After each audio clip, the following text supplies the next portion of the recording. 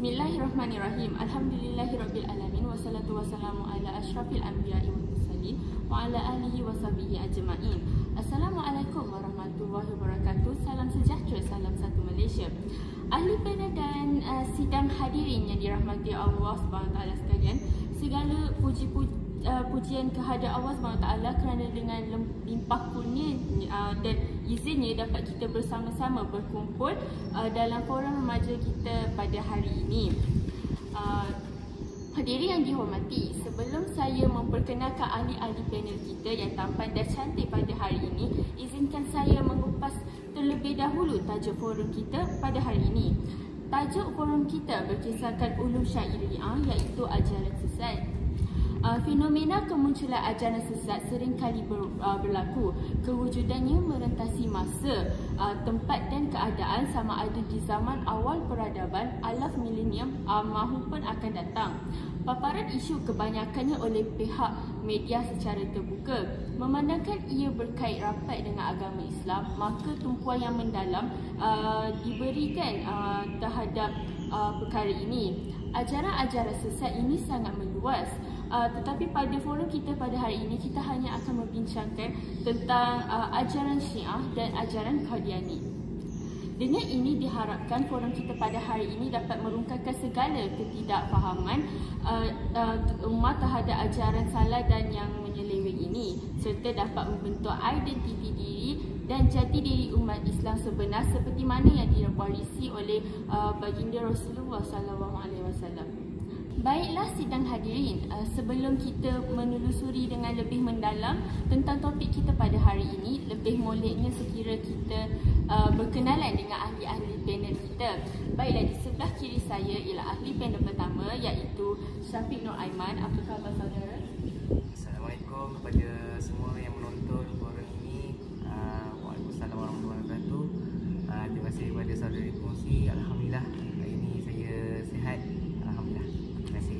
Okey, di hujung pula ialah saudari Nurul Hidayah, merupakan ahli panel kedua kita. Apa khabar saudari? Alhamdulillah, saya berada dalam keadaan yang baik. Maka saya berada di sini bersama saudari dan para hadirin hari ini. Salam forum buat semua. Dan di tengah pula ialah ahli panel ketiga kita, iaitu saudari Nurul Najwa. Apa khabar saudari? Alhamdulillah, saya sihat saja. Saya berharap agar forum ini berjalan dengan lancar pada hari ini. Salam forum buat semua. Okey, baiklah. Salam perkenalan daripada semua ahli panel. Kembali kita kepada topik forum kita, iaitu tentang ajaran sesat. Baiklah, sidang hadirin yang dihormati, seperti yang kita tahu, ajaran Syiah merupakan ajaran yang tidak asing lagi didengar. Ajaran ini sudah meluas di kebanyakan negara.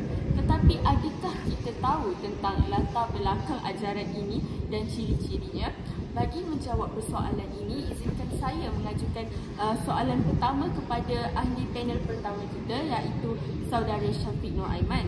Mohon saudara memberikan penjelasan tentang ajaran Syiah dan ciri-cirinya. Silakan saudara. Terima kasih kepada saudari pengurusi untuk ni.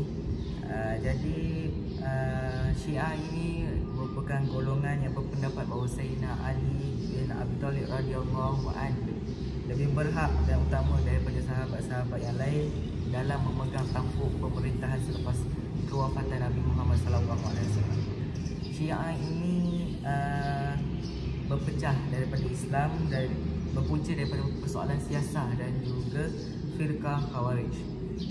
Pengaruh Syiah semakin meluas, terutamanya selepas peristiwa kematian Sayyidina Husain bin Ali di Karbala.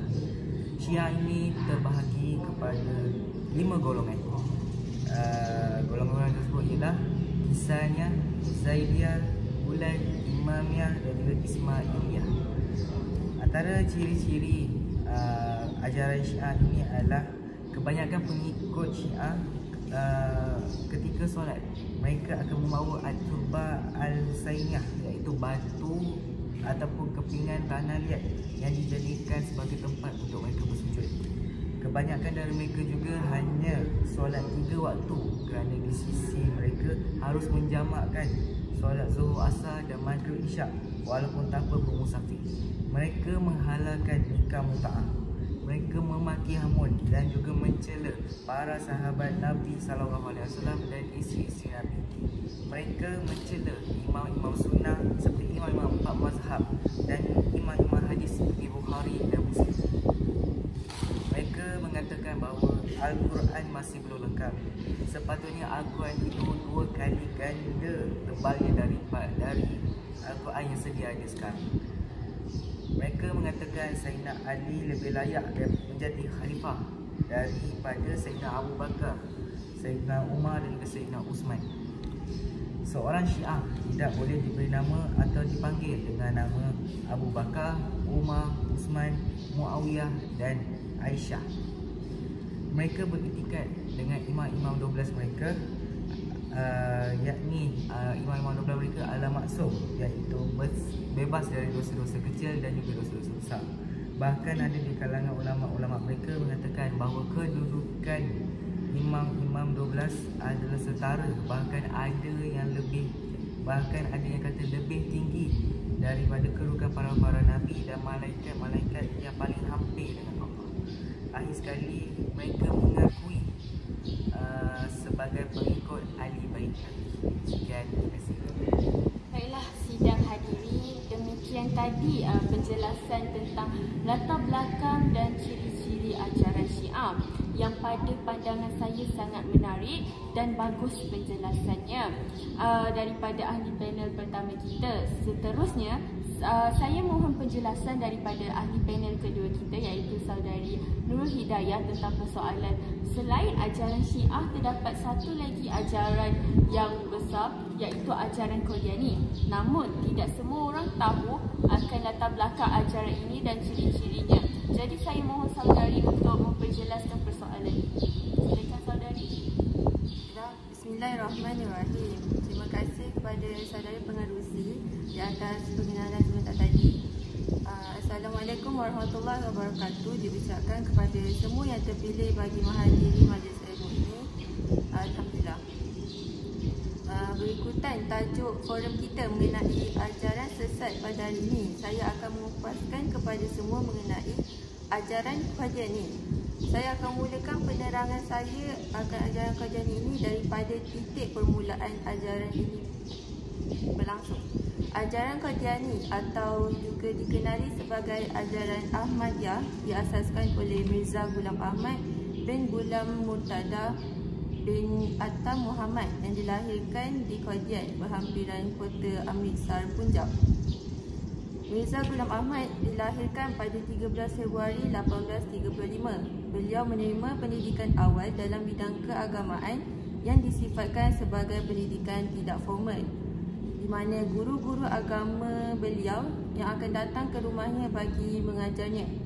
Mirza Ghulam Ahmad kemudiannya bekerja sebagai pegawai rendah di pejabat daerah di Sialkot, Punjab antara 1864 sehingga 1868. Walau bagaimanapun, beliau kemudiannya kembali ke Qadian dan memperdalami bidang keagamaan. Nama beliau mula menjadi sebutan penduduk apabila melibatkan diri dalam perdebatan dalam kalangan mubalik Kristian dan Hindu.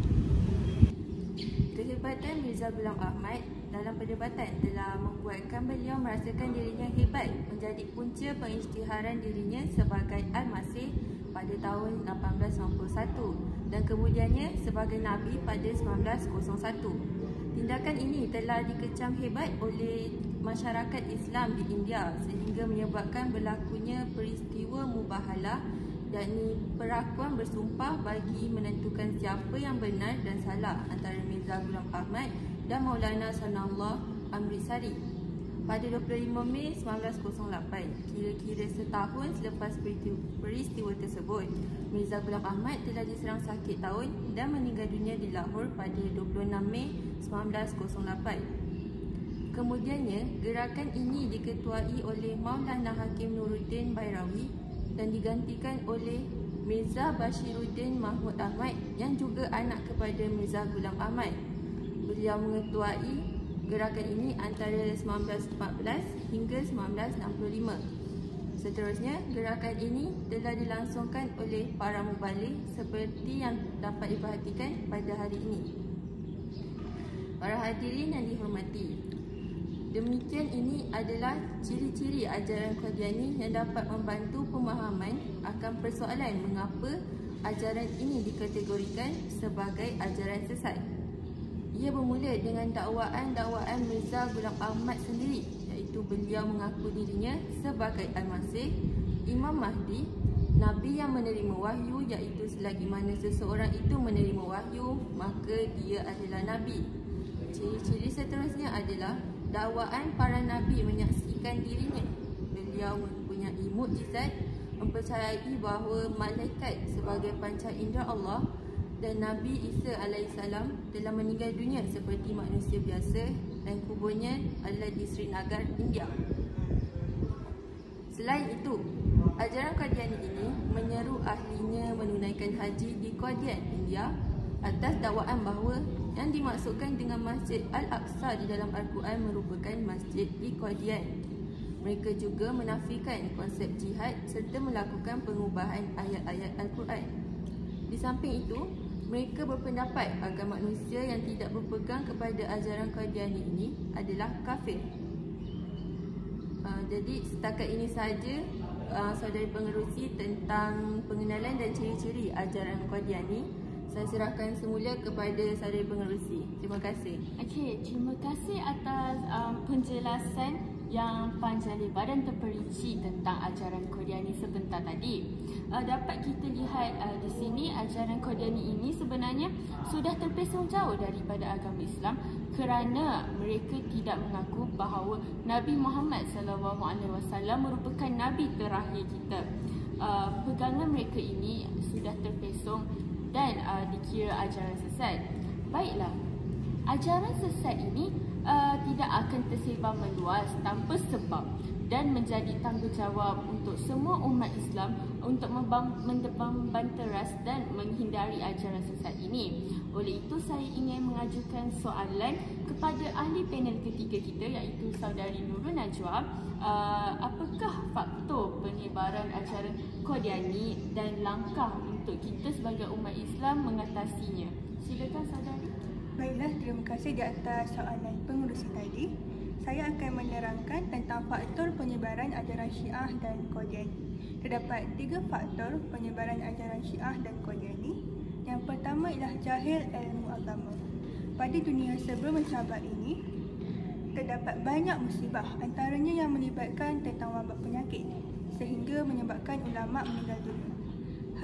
Hal ini bersesuaian dengan hadis yang mengatakan bahawa terangkatnya ilmu itu dengan mematikan para ulama. Daripada Abdullah bin Amr bin Al-As meriwayatkan, saya mendengar Rasulullah SAW bersabda, sesungguhnya Allah telah tidak mencabut ilmu itu secara sekaligus, tetapi Allah mencabut ilmu dengan mematikan ulama sehingga tidak tinggal lagi ulama. Dengan ini, sebahagian umat Islam semakin jauh terpesong daripada ajaran yang sebenar. Mereka lebih mementingkan keseronokan berbanding mempelajari ilmu fardu ain seperti akidah, syariah dan akhlak. Namun, fitrah manusia itu sentiasa mencari Tuhan. Mereka mencari Tuhan yang berbentukkan manusia yang mempunyai kuasa dan tinggi ilmu agama. Mereka merasakan bahawa itu adalah ajaran yang benar. Sebaliknya, itu adalah ajaran yang sesat lagi menyesatkan. Faktor yang kedua ialah kesungguhan pendakwah ajaran sesat. Pada zaman yang serba canggih ini, ramai pengamal ajaran yang sesat ingin menambahkan ahli kumpulan mereka bagi meluaskan pengaruh mereka di sesuatu tempat ataupun daerah. Mereka akan mengambil inisiatif untuk menyebarkan ajaran mereka dengan berpenampilan seperti alim ulama dan berkata-kata manis agar orang ramai mudah terpengaruh dengan ajaran mereka, terutamanya mereka yang kurang tentang pengetahuan agama. Mereka aktif mengadakan seminar-seminar agama serta menolak nambah tafsiran Al-Quran dan mengatakan bahawa orang ramai akan mendapat ganjaran yang besar sekiranya mengamalkan ayat tersebut. Sebagai contoh, saya mengambil contoh kumpulan Syiah. Mereka aktif mengadakan seminar agama seperti Hari Raya Ghair dan Hari Karbala bagi menyebarkan ajaran mereka. Seterusnya adalah kegairahan untuk mencari ilmu agama tanpa memeriksa kesahihan ilmu tersebut. Pada era yang serba mencabar ini, terdapat ramai yang ingin mencari ilmu, tapi mereka ingin mencari dengan perkara yang mudah tanpa mengetahui dan memeriksa tentang kesahihan ilmu tersebut. Hal ini dikatakan demikian kerana masyarakat zaman sekarang terlalu sibuk mengejar kekayaan sehingga mengabaikan tentang ilmu akhirat. Apabila situasi ini terjadi, masyarakat akan berasa gairah untuk mencari ilmu agama dari berbagai sumber yang tidak diketahui. Sebagai contoh, mereka mencari daripada platform YouTube, WhatsApp, Telegram dan sebagainya. Sebagai contoh, masyarakat yang mempercayai perkara gaib akan mudah terpercaya dengan ajaran Qadiani kerana pengasasnya, Mirza Ghulam Ahmad, mendakwa bahawa dia memiliki sejuta mukjizat. Seterusnya adalah langkah-langkah mengatasi ajaran Syiah dan Qadiani. Pertama sekali adalah meningkatkan iman asas seseorang insan. Iman mempunyai kaitan yang padu dengan kualiti insan. Ia adalah permulaan bagi setiap tindakan manusia yang akan menghasilkan kesempurnaan yang benar-benar bersyahadah dengan imannya. Oleh kerana itulah, Al-Quran tidak memisahkan antara iman dan amal seseorang. Melalui konsep iman, tunggak seseorang Muslim akan menjadi teguh, berupaya melaksanakan titah perintah Allah serta meninggalkan segala larangannya. Dengan itu, manusia akan dapat mengenal dan membezakan antara perkara yang baik dan perkara yang buruk. Seterusnya adalah memiliki ilmu pengetahuan. Mencari dan menimba ilmu pengetahuan merupakan suruhan Allah dan wajib dilaksanakan oleh setiap individu Muslim. Seseorang yang jahil tidak akan dapat membezakan antara kebenaran dan kebatilan. Oleh itulah, Allah telah menyatakan bahawa Islam merupakan jalan yang benar. Sesiapa yang ingin masuk ke syurga, perlulah melalui jalan ini bagi mereka untuk mencapai kebahagiaan di dunia dan di akhirat. Rasulullah telah mengajarkan kita satu doa agar dapat meneguhkan pegangan agama. Doa baginda adalah yang bermaksud, "Wahai Tuhanku, tetapkanlah hatiku di atas agamamu dan ketaatanku kepadamu." Yang terakhir sekali adalah faktor pendekatan undang-undang. Dalam keadaan tertentu, tindakan undang-undang perlu diambil untuk membanteras mereka yang berdegil dan masih menyebarkan ajaran yang menyeleweng ini. Oleh itu, usaha untuk menjaga keharmonian akidah Islam adalah satu usaha yang perlu dijalankan dengan bersungguh-sungguh dan bukannya hanya untuk mengikut undang-undang sahaja. Oleh itu, pengamal ajaran sesat boleh didakwa di bawah enakmen kesalahan jenayah yang boleh jatuhkan hukuman jika disabitkan kesalahannya. Apa yang lebih penting ialah undang-undang ini bukan sahaja memberi hukuman kepada mereka, tetapi juga memberi peluang kepada mereka untuk kembali kepada ajaran yang benar. Sekian itu sahaja, saya kembalikan kepada pengerusi majlis. Terima kasih di atas penerangan yang begitu jelas dari ahli panel ketiga kita, iaitu Saudari Nurul Najab. Tadi ada satu perkataan yang menarik perhatian saya bahawa kebanyakan mereka mencari ilmu di social media atau di mana-mana dan kita tidak tahu sebenarnya sama ada ilmu yang kita cari itu ada sahih atau tidak.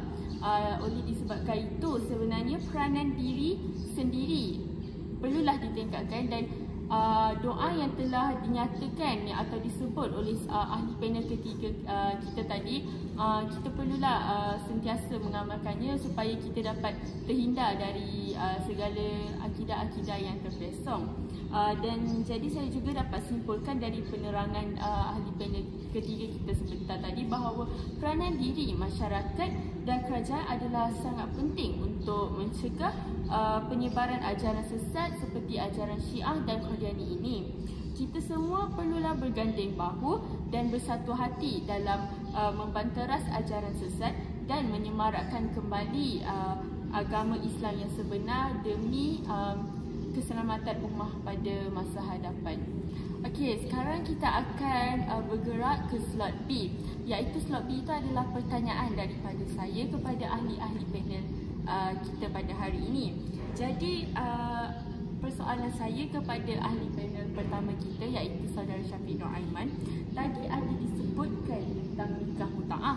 Apakah yang dimaksudkan dengan nikah muta'ah dan mengapa mereka menghalalkannya? Okey, silakan saudara. Jadi terima kasih untuk soalan itu. Jadi untuk kita mengetahui mengapa Syiah menghalalkan nikah muta'ah dalam ajaran mereka, untuk kita mengetahui perkara tersebut, kita harus mengenali dulu apakah yang dimaksudkan dengan nikah muta'ah. Jadi nikah muta'ah ini merupakan perkahwinan yang dibina atas dasar keseronokan. Nikah muta'ah ini dijalankan untuk suatu tempoh masa dan kemudiannya perkahwinan tersebut terlerai.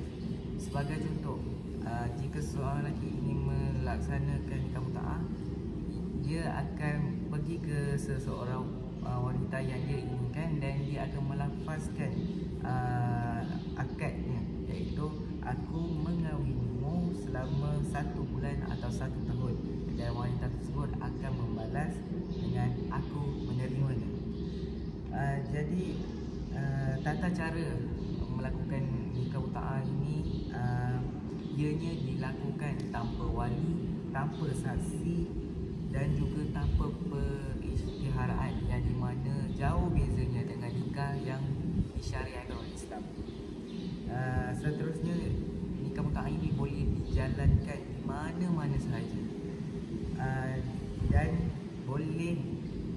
nikah muta'ah ini boleh didirikan antara lelaki dan juga mana-mana wanita tanpa mengetahui status wanita tersebut sama ada bersuami ataupun tidak. Wanita tersebut juga dalam umur yang tidak tertipu, iaitu 10 tahun. Nikah muta'ah ini juga boleh didirikan dengan mana-mana perempuan, sama ada perempuan Yahudi, Nasrani maupun perempuan pelacur sekalipun, dengan bayaran mas kahwin yang tidak terlalu besar, hanya memadai dengan segenggam gandum atau segenggam makanan atau buah tamar atau 1 dirham, bahkan kurang lagi dari 1 dirham. Akhir sekali, ianya boleh diadakan dengan perempuan tanpa had. Dia tidak terbatas terhadap 4 orang saja. Jadi sekian sahaja daripada saya untuk soalan tersebut. Kembali kepada pengurusi majlis. Okey, terima kasih kepada ahli panel pertama kita atas penjelasan yang sangat jelas tadi. Seperti yang kita tahu, perkahwinan di dalam agama Islam ini merupakan satu tanggungjawab yang sangat besar, kerana di dalam lafaz akad nikah kita telah bersumpah kepada Allah Subhanahu Wa Taala untuk menjalankan tanggungjawab kita terhadap pasangan kita dengan betul. Dan nikah muta'ah ni didirikan atas sebab keseronokan yang di mana dilarang sesekali di dalam agama Islam. Terlebih pula nikah muta'ah ini mereka boleh bernikah dengan mana-mana wanita tanpa mengenal status ataupun agama mereka. Manakala di dalam agama Islam pula kita diwajibkan untuk bernikah dengan mereka yang beragama Islam dan tahu tentang status mereka, sama ada mereka kepunyaan orang ataupun tidak. Jadi dapat kita nyatakan di sini bahawa pegangan mereka itu sangat salah dan sangat terpesong jauh daripada agama Islam. Baiklah, soalan saya untuk ahli panel kedua kita, iaitu Nurul Hidayah. Terangkan apakah status terkini ajaran Qadiani ini di Malaysia. Silakan saudari. Baiklah para hadirin, ahli panel dan saudari pengerusi. Ajaran Qadiani ini difatwakan sesat pada 24 September 1998 kerana ianya menyalahi ajaran Islam yang sebenar, dengan majoriti ulama Islam serata dunia menganggap pengikut ajaran ini sebahagian daripada orang kafir. Semua pengikut Qadiani diwartakan sebagai murtad dan serentak dengan pengeluaran fatwa itu, beberapa bahan bacaan yang berpaksikan ajaran ini diharamkan daripada jualan atau pemilikan individu-individu di negara ini.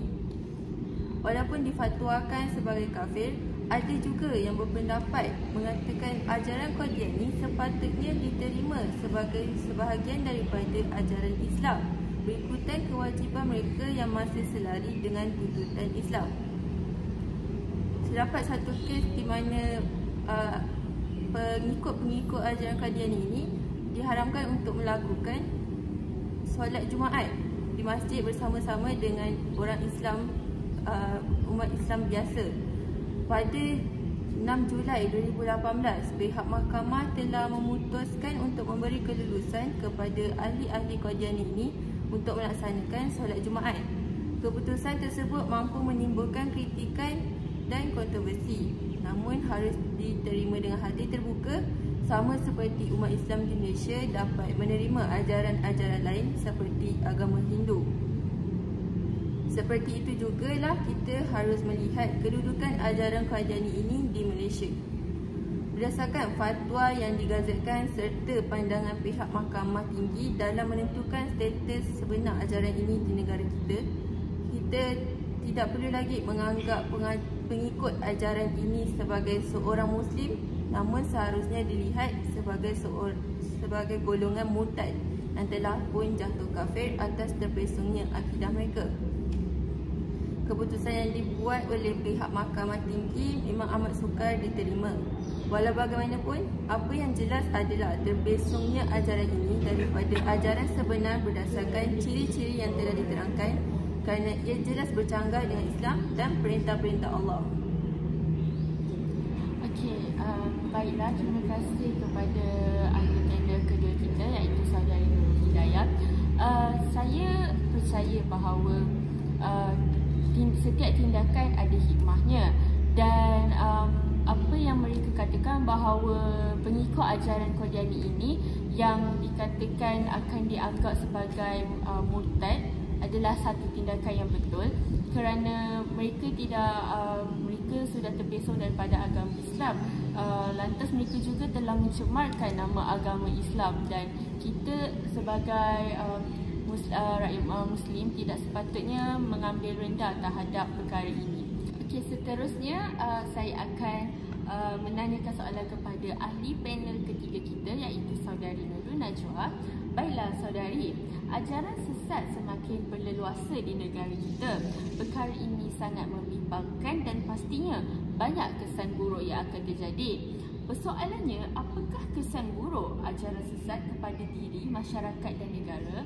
Silakan saudari. Terima kasih di atas soalan pengerusi majlis. Para hadirin ahli panel sekalian, apakah kesan buruk mengamalkan ajaran sesat? Terdapat 3 kesan, iaitu yang pertama sekali kesan terhadap individu. Pertama, akidah seseorang akan menjadi rosak. Orang Muslim yang mempercayai atau beramal dengan ajaran sesat boleh merosakkan akidah mereka. Oleh itu, mereka wajib bertaubat dan kembali kepada ajaran Islam serta berjanji untuk tidak mengulangi kesalahan mereka. Kedua, masa mereka akan banyak terbuang. Masa banyak terbuang dengan aktiviti yang tidak sihat dan bertentangan dengan ajaran Islam, seperti memuja dan melakukan amalan-amalan syirik seperti khurafat. Sebagai contoh, kubur Tok Guru Ni Aziz telah pun diceroboh, dan oleh itu mereka telah memagalkan kubur beliau agar dibanteras perbuatan khurafat tersebut. Seterusnya adalah minda seseorang akan tertutup. Pemikiran mereka sering dikongkong oleh pemimpin yang mendakwa mendapat wahyu. Oleh itu, tindakan dan kelakuan mereka akan menjadi tidak rasional dan juga mereka fanatik terhadap pemimpin mereka. Mereka akan sentiasa mengagung-agungkan pemimpin mereka dan tidak mempedulikan tentang hal yang lain. Dan yang terakhir adalah kehidupan yang tidak stabil. Penglibatan dengan ajaran sesat membawa kepada pengabaian tanggungjawab sebagai pelajar, suami, isteri, ibu dan bapa. Ini membawa kepada kehancuran kepada diri sendiri dan juga orang lain. Kedua, kesan terhadap masyarakat. Pertama sekali, keruntuhan institusi kekeluargaan. Keretakan boleh berlaku di kalangan ahli keluarga yang menganut ajaran sesat disebabkan perbezaan akidah dan rasa curiga antara sama mereka. Setiap ahli keluarga akan cuba untuk mempertahankan akidah masing-masing dan membuktikan bahawa akidah masing-masing adalah akidah yang benar. Lebih teruk lagi, ini akan membawa kepada pergaduhan dan pembunuhan. Kedua adalah perpaduan negara akan terbukai. Sikap fanatik pengaduan ajaran sesat terhadap kumpulan dan pemimpin mereka menyebabkan mereka tidak menghormati masyarakat sekeliling. Kesannya, ini menjejaskan perpaduan dan keharmonian hidup dalam masyarakat.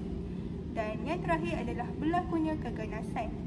Kepatuhan membuta tuli kepada pemimpin ajaran sesat memudahkan pengikutnya dipergunakan untuk melakukan keganasan. Oleh itu, pihak berkuasa terpaksa berjaga-jaga dengan membuat kawalan ketat agar keharmonian negara dapat dipertahankan. Dan yang ketiga adalah kesan terhadap negara. Negara kita akan menjadi mundur. Pelibatan dalam ajaran sesat menjadikan diri seseorang tidak proaktif dan membuang masa. Perkara ini akan menjejaskan ekonomi negara yang bergantung kepada setiap rakyat dan sumbangan serta produktiviti individu. Oleh itu, negara kehilangan individu yang berpotensi untuk membangunkan negara ke arah negara yang lebih maju dan stabil. Dan yang terakhir adalah negara tidak akan menjadi stabil.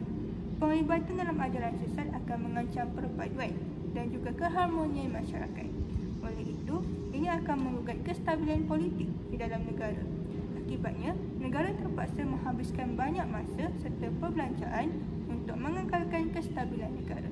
Sekian, itu sahaja daripada saya. Kita kembali kepada pengurus majlis. Terima kasih kepada Saudari Nurul Najwa atas penjelasan yang sangat lengkap. Baiklah, kita dapat lihat di situ bahawa kerosakan akidah ini mendatangkan kesan buruk dari pelbagai aspek, iaitu kepada diri, masyarakat dan negara.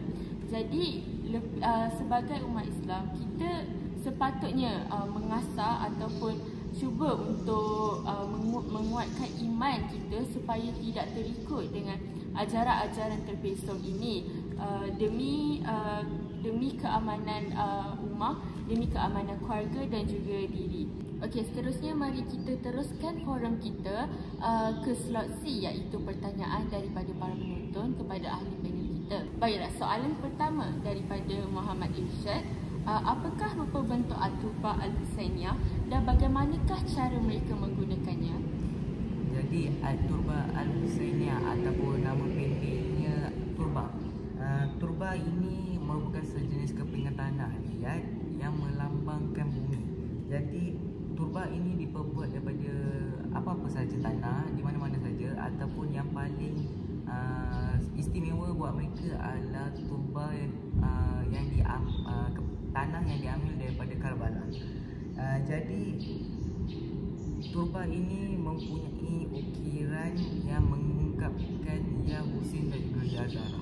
Jadi setiap pengikut Syiah ini akan membawa turbah mereka setiap kali mereka ingin menunaikan solat. Jadi mereka akan meletakkan turbah mereka di tempat sujud mereka dan mereka solat seperti biasa. Selepas mereka bangun daripada sujud, akan ternampak ukiran daripada turbah tersebut pada dahi mereka. Jadi mengikut dalam kitab Majmu' Al-Fatwa, ulama ahli sunnah Ibn Taymiyah telah mengeluarkan fatwa yang menyatakan bahawa perbuatan sujud di atas turbah dari Karbala atau turbah Al-Husainiyah merupakan sesuatu yang tidak pernah diamalkan oleh golongan salaf, ansar ataupun tabi'in. Orang ramai boleh sujud di atas tanah atau tidak seperti yang dilakukan di masjid. Sekian jawapan saya untuk soalan tadi. Terima kasih.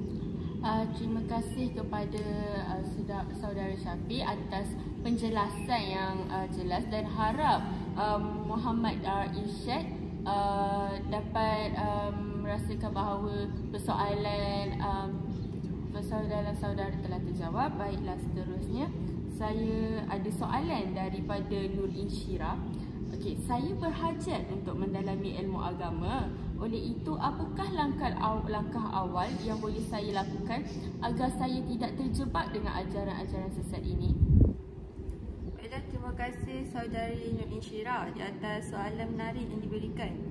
Dapat kita perhatikan pada hari ini semakin ramai umat Islam yang ingin berhijrah, maka mereka ini akan memulakan penghijrahan mereka dengan mendalami ilmu agama. Sebagai contoh, Baru-baru ini heboh dengan cerita mengenai artis Malaysia iaitu Nabil Ahmad yang mengikuti tabligh bagi mempelajari ilmu agama Islam. Perkara ini adalah satu berita gembira kerana ia menunjukkan bahawa umat Islam kian bangkit untuk menjadi Muslim yang lebih baik. Namun, kita tidak boleh membuta tuli mengikuti suatu majlis ilmu. Perbuatan sebeginilah yang amat membimbangkan kerana ramai umat Islam yang terpesong akidahnya akibat daripada memilih orang yang tidak bertauliah untuk berguru.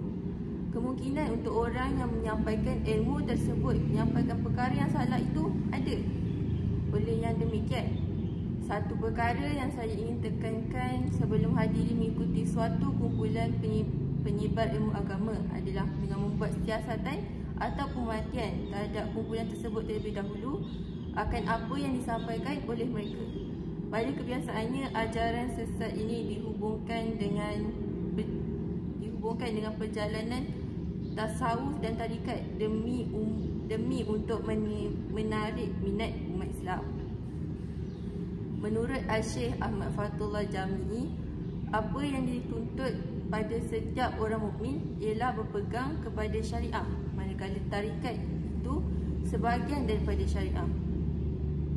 Beliau menegaskan lagi, syariat itu adalah asal dan tarikat cabang baginya. Hakikat pula gabungan antara syariat dan tarikat. Sekian daripada saya. Terima kasih. Baiklah, terima kasih saudari Nurul Hidayah. Harap persoalan saudari Nur Insyirah terjawab ya sebentar tadi. Baiklah. Seterusnya kita ada soalan daripada saudara Aiman. Apakah pandangan ulama tentang ajaran sesat ini? Terima kasih kepada saudara Aiman di atas soalan yang begitu menarik sebentar tadi. Fatwa ulama Syam, Mesir dan Maghribi, para ulama mujtahid telah berijtima dilarang mengambil ilmu dari ahli ajaran sesat. Zina adalah dosa besar, namun lebih ringan daripada orang yang bertanya tentang masalah agama kepada ahli ajaran sesat. Ini diambil daripada Fatwa A'imah Al-Muslimin biqadami Al-Lisan Al-Muqta'idin, halaman 131. Kedua adalah Ibnu Abdul Al-Bar menukilkan perkataan Imam Malik, tidak boleh mengambil ilmu daripada 4 orang. Pertama adalah orang yang sangat dungu, kedua ahli ajaran sesat yang mengajak kepada ajarannya, ketiga orang yang dikenal suka berdusta kepada sesiapa meskipun tidak mendustakan hadis Nabi Muhammad SAW, dan yang keempat dari orang yang soleh yang tidak tahu status hadis yang diriwayatkan. Diambil daripada sumber Jami' Bayan Al-Ilmi, halaman 348. Saya berharap ia menjawab persoalan saudara Aiman. Terima kasih. Okey, baiklah, terima kasih kepada saudari Nurul Najwa atas penjelasan tersebut.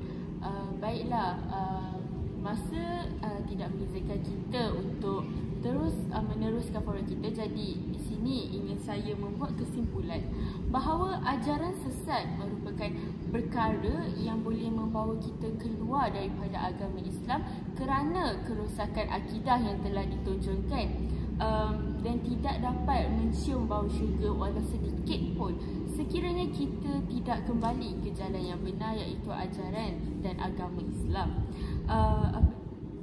Ajaran sesat dia membawa banyak kesan buruk kepada kita. Oleh itu, satu anjakan paradigma perlu dilaksanakan oleh badan-badan kerajaan dan swasta dalam menangani masalah keruntuhan akidah ini. Tidak lupa juga tanggungjawab masyarakat sejagat dan terutamanya tanggungjawab diri sendiri dalam yang memainkan peranan besar dalam hal ini. Oleh hal yang demikian, kita perlulah bekerjasama dalam mengatasi ajaran sesat yang berlaku di sekeliling kita. Itu sahaja daripada forum kami pada hari ini. Sekian, terima kasih.